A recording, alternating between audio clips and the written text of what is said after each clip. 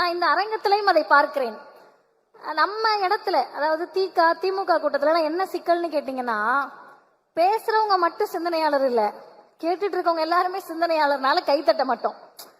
எங்களுக்கு தெரியாத நீங்க என்னத்த அப்படி பேசிட போறீங்க அப்படின்ற ஒரு மனநிலை இருக்கும். அந்த சிந்தனை தெளிவுதான் இந்த இயக்கத்தை வழி நடத்துகிறது. அப்படி நம்ம முன்வரிசையில் உட்கார்ந்து இருக்கிறப்ப, நம்ம ஆட்கள் இந்த கலை நிகழ்ச்சி எல்லாம் நடக்கிறப்ப பறை சத்தம் கேட்கும். இன்றைக்கெல்லாம் எல்லா இடங்களிலும் பறை அடித்துதான் நிகழ்ச்சிகளை தொடங்குறாங்க. இந்த பறை சத்தத்துக்கு கூட நம்ம ஆட்கள் அப்படியே மென்மையா தொடையில தட்டி கர்நாடக இசை கேட்கிற மாதிரி கேட்டுக்கிட்டு இருப்போம். அது என்னன்னா, நம்ம மரபில் ஊறியது. பல ஆண்டு காலமாக கர்நாடக இசையும் வடநாட்டு இசையும் மட்டும்தான் நம்ம காதுகளில் ஒலித்து கொண்டே இருந்தது. அப்படி இருந்தப்ப 1946, நான் வருடத்தோடு சொல்லுகிறேன், ஏன் இந்த வருடத்தை சொல்லுகிறேன் என்பதை இறுதியில் சொல்லுகிறேன். திருவையாறு தியாகையர் உற்சவம் நடக்குது. உற்சவம்னா நம்ம எல்லாருக்குமே தெரியும்.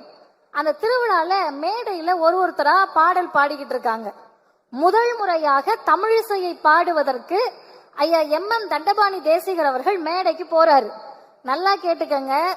அவர் பாடி முடிச்ச பிறகு அவருக்கு அடுத்து மேடை ஏற வந்த அரியக்குடி சீனிவாச ஐயங்கார் சொல்றாரு, அவர் பாட்டு பாடினதுனால, தமிழ்ல பாடினதுனால மேடை தீட்டாயிடுத்து, அந்த தீட்டை கழிச்சிங்கனாதான் நான் மேடைக்கு ஏறுவேன்றாரு. இத கேட்ட உடனே தமிழிசை அறிஞர்களுக்கு கோபம் வந்திருக்கணும்.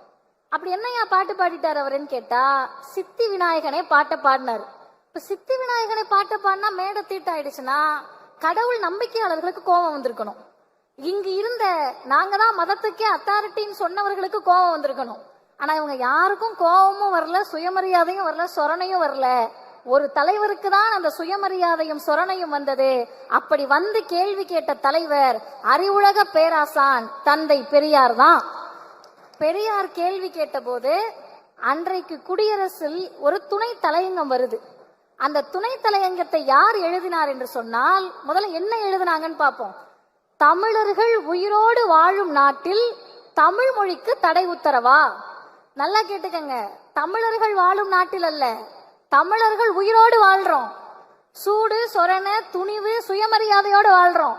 அந்த தமிழர்கள் உயிரோடு வாழும் நாட்டில் தமிழ் மொழிக்கு தடை உத்தரவா? நடப்பது ஆங்கிலேய ஆட்சி அல்ல, ஆரிய அரசாங்கம். எழுதியது யார்? 24 வயதில் முத்தமிழறிஞர் கலைஞர் அவர்களால் எழுதப்பட்ட துணை தலையங்கம் அது. அப்ப தலைப்பே தீட்டாயிடுத்து என்ற அண்ணன் ராசா அவர்கள் சொன்னதை போல தலைப்பே தீட்டாயிடுத்து. அப்ப யோசிச்சு பாருங்க, இந்த இயக்கத்தில்